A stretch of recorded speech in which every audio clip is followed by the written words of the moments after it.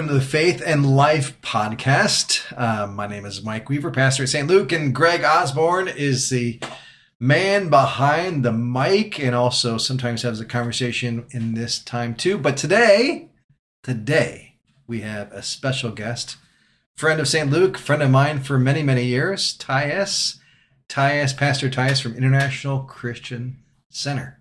So glad that you're here. Mike, I'm happy to be here. I'm not dressed right to be here, but I feel good. What if you're just listening to this? Let me paint the picture. He's in pajama pants, a t-shirt that's got grass stains on it, and a hat backward. I don't know if it's that extreme, but close.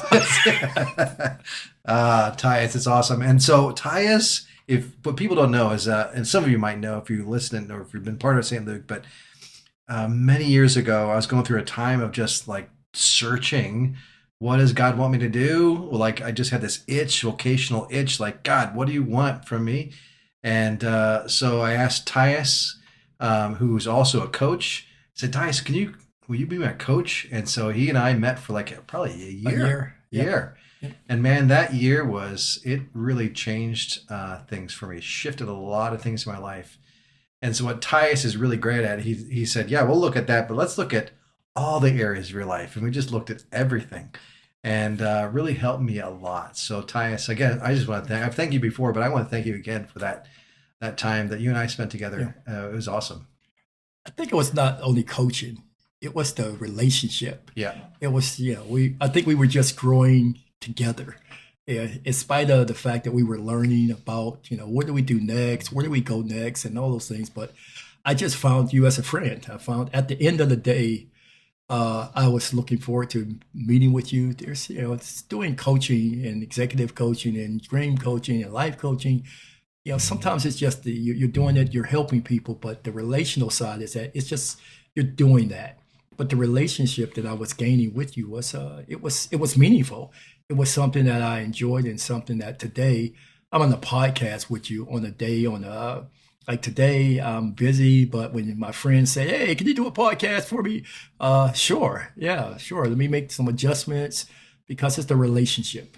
Yeah. And those relationships are vital for us. And before this podcast, you and I were talking about D-Man. A ministry that you developed at International Christian Center for men. Yeah. And really, as I've been part of D-Man, I've gone through the D-Man, the 6-week program. Right. And then on a monthly basis, these men to get together, they call it D-Man Dugout. Yes, sir. And really, as I've experienced it, Tyus, it is about faith and life, right? It is talking about the intersection of the real things that occur in people's lives, in particular men in this particular instance. And tell us more about D-Man and what that intersection of faith and life with D-Man. Well, I just, Mike, what I wanted was, I knew that men they had this thing called destiny in their heart. They wanted to achieve something. But destiny without relationships, it created too many detours. And the detours were you end up by yourself. And then you put your destiny on hold or delayed or you may not even get back to it. And you end up one day dead without even achieving the destiny that you believe in your heart. So the life that men had and the faith that they had coming together in these dugouts, coming together with this 7-week online program that we had, a challenge that we took, men got a chance to relate, to share my life. Could I share my life? And so they start sharing their life. They start sharing about their sons and their daughters and their dreams and their failures. But the faith that we all had was that we can help you get to that destiny that you believe in. And so that's what D-Man was. It is life and faith. It is helping men, young and old, to understand that we all have life. Life sometimes shoots a lot of different curves. But our faith allows us to take the curve and keep living. Yeah, and I think those D-Man conversations that I've been part of, at the dugouts in particular, but also on that challenge, there's a realness, an authenticity, a grittiness to those conversations. Right. where life has those curveballs, and with those curveballs goes questions like, can I even hit that? Right. Can I even Right. can I even handle this? I mean, does this feels overwhelming or whatever that is? And Yeah. these men hang together and support one another Right. in those type of Right. places. Yeah. Well, for you, I knew it would work for you because you like baseball. So Right. saying we in a dugout, it was a no-brainer. I mean, for me, I had to come up with, hey, what's a dugout? Except you didn't allow me to chew chewing tobacco Oh during no, it. you would have So spit on somebody, so that'd have been a whole nother problem. that's right. But I think that D-man process is so life-giving in that way because that intersection of faith and life, it is a collision. Sometimes it is a causes questions, but with the right amount of people around you, it Right. creates, it generates life and Right. generates depth. Right. Yeah. Yeah. Yeah. Yeah. We just was talking in your office is that about COVID Yeah. and how, we had faith, but we didn't have life together. Mm. So we were home doing faith by ourselves, but not life together. So you end up seeing that when faith and life are not connected, there creates it could create a depression. Yeah. It can create some despondence. It can create some mindsets or some behaviors that where did that come from? Because there's something that faith and life just needs to be intertwined. And when they're intertwined, we're just more healthier when we intertwine our faith and our life. Yeah. Yeah. That's true. That's good. So here's a question that comes out of, they use the word destiny a little bit earlier, and the question that emerged from me, and as it thinks about faith and life, is what's the difference between destiny and someone's destiny and fate?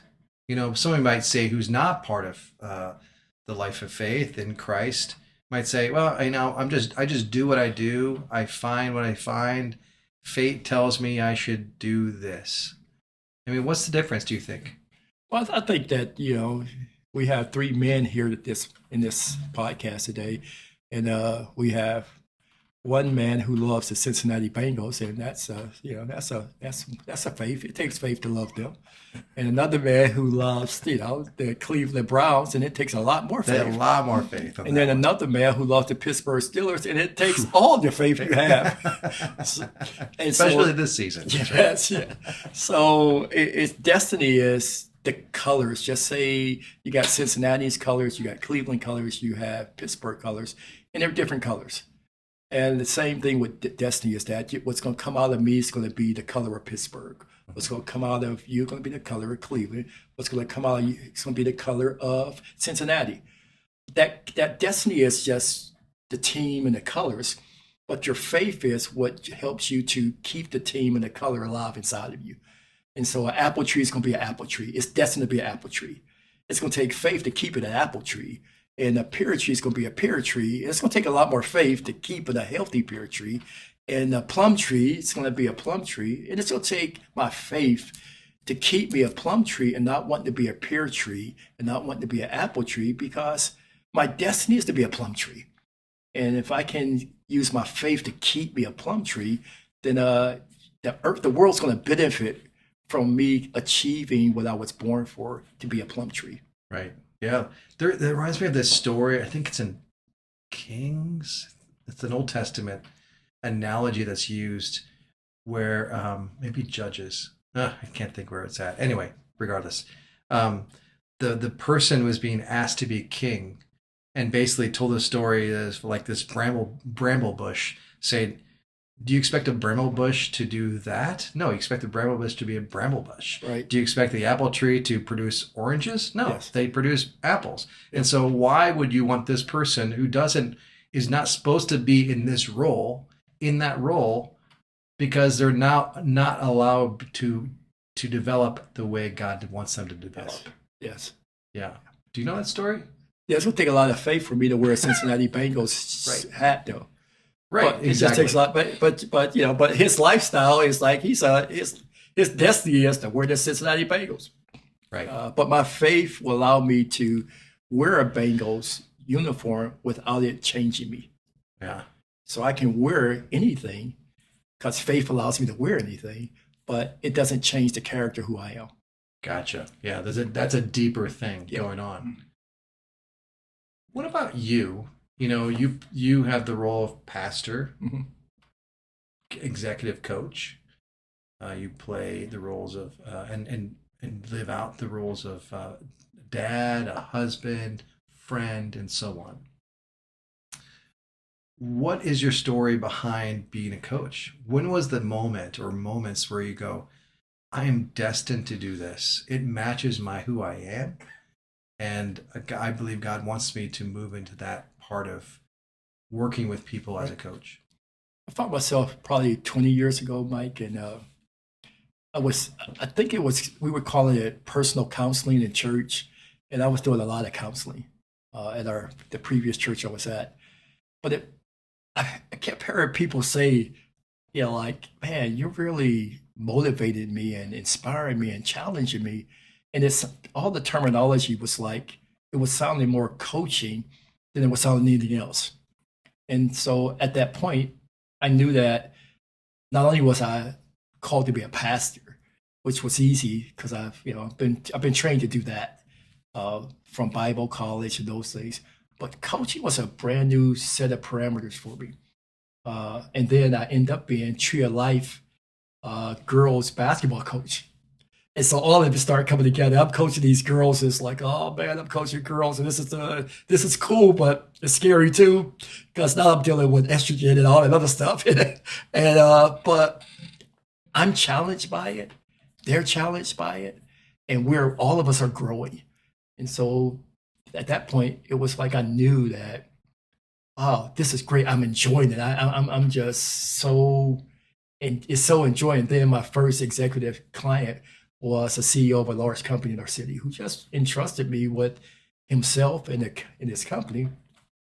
At that point, once we got through that and we came through it successfully, I knew then that part of my destiny was not only to pastor and not only to do missionary work, but to coach a culture that would need coaching a lot more than sometimes, I and you, I'll be careful with this word, so I'll let you fix it. I'll mess it up, and then you can fix it. Okay.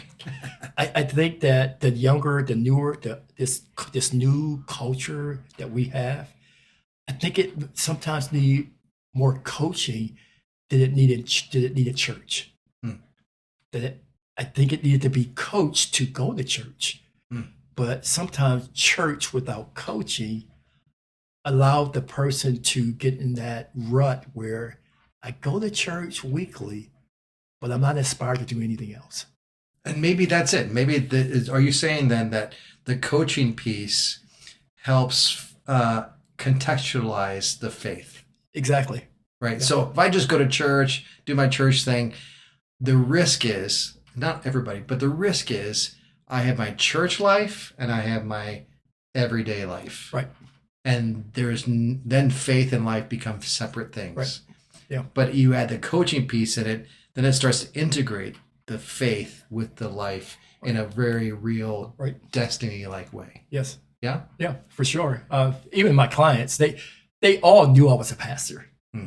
and everything I wrote up for every assessment that I wrote up, it didn't per se say church jargon, but it was terminology that we all needed.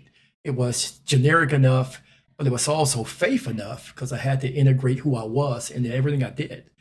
And so many of the non-Christian clients that I had, they were more moved many times than the Christians. Like, where'd you get this from? And then I would have to say, well, the Bible, because my faith was integrated in life, and putting them both together, it brought life to corporations. It's brought life to CEOs. It challenged them to look at what you're doing as a CEO in a way that they never looked at it before, because it's now making them look at themselves, look at your life. And when you look at your life, shouldn't it be some faith connected to your life that helps you to make decisions for others? And so, in a way, I always allowed them to go back to that. What do you believe? You know, Yeah. I mean, it's similar. It's in line to me of Joseph with Pharaoh. right, right? In right, the in Genesis story, he blessed Pharaoh, and Pharaoh's reign grew, and he right, thrived. right. I think Daniel did a similar thing with the king, right? Yes, Interpreted the dreams, right, and as a coach, working with those executives who they're not people of faith, potentially some of their clients.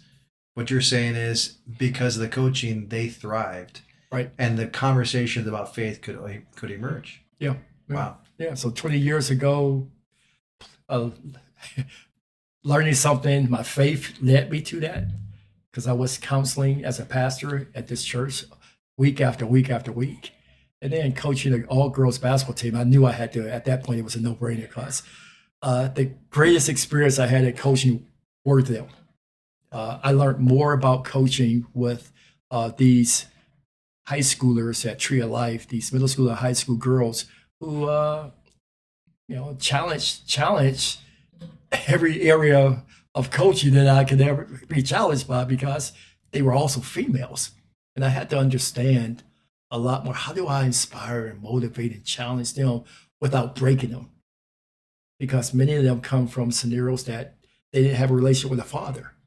So now we're in a scenario or their father was so busy working that they're now, I'm the father figure, but I'm also the coach. So how do I make sure that faith and life, now this back again, their life is they go home to a father who's really busy and don't have time for them. Now I'm a coach and their life and their faith, and because they're Christian athletes, how do I make sure that I integrate both of those so they can go home and be healthier young ladies because of coaching basketball? Yeah. And you're talking about developing people, Right, developing these young right. ladies off the basketball court. They're going to take those lessons into their everyday Yes, life. yes. And these executives are going to take this development into everything they do based on the coaching that they Yes. receive. Wow, that's awesome. Yeah. Yeah. Probably one of my memorable moments is that one of the young girls said, "Hey, one day I want you to do my wedding. I know you're a pastor too." Well, I ended up doing Becca's wedding. She came back years later. She came to our church and she said, "Hey, uh, remember you were my coach?" I said, "Yes, I do." She said, "Remember what I asked you?" I said, "Yes, you asked me to do your wedding." And I said, "I would be honored." And so I did Becca's wedding.